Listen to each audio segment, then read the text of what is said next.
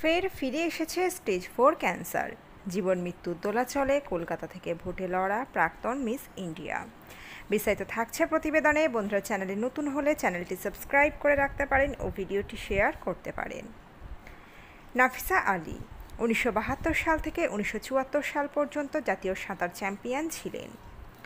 এরপর 1976 সালে তিনি ইভস উইকলি মিস ইন্ডিয়া খেতাব জেতেন এবং একই বছর মিস ইন্টারন্যাশনাল প্রতিযোগিতায় ভারতের প্রতিনিধিত্ব করে দ্বিতীয় রানার আপ হন। তিনি 1979 সালে শ্যাম বেনেগালের ছবি জুনুনে শশী কাপুরের বিপরীতে অভিনয়ের মাধ্যমে চলচ্চিত্র জগতে প্রবেশ করেন। এরপর তিনি অমিতাভ বচ্চনের সঙ্গে মেজর সাব এবং Bewafaa, life in a metro, Guzaarish ও ইয়ামলা পাগলা দিওয়ানার মতো ছবিতে অভিনয় করেন।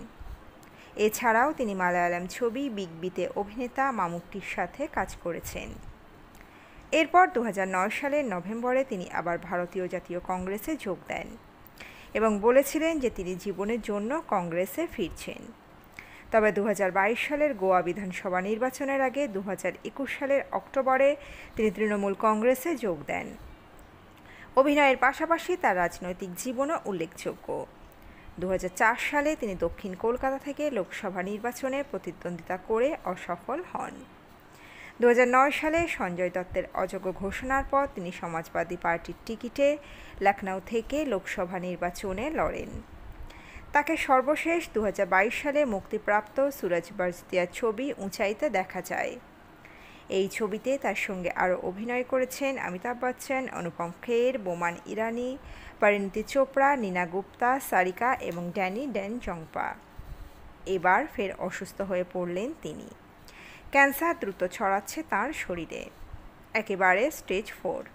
এই পর্যায়ে এসে অস্ত্রোপচার আর সম্ভব নয়, তাই দ্রুত শুরু হবে কেমোথেরাপি।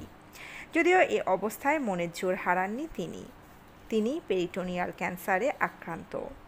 এটি একটি বিরল ধরনের ক্যান্সার।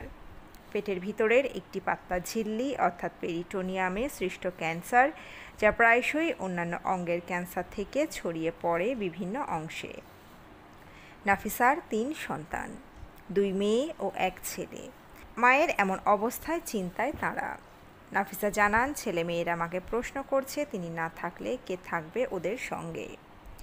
যদিও তিনি 3 ছেলে মেয়েকে নিজেদের বন্ধন আরও শক্তপোক্ত করার পরামর্শ দিয়েছেন, তবে ছেলে মেয়েদের নিয়ে অনেকটাই নিশ্চিন্ত তিনি।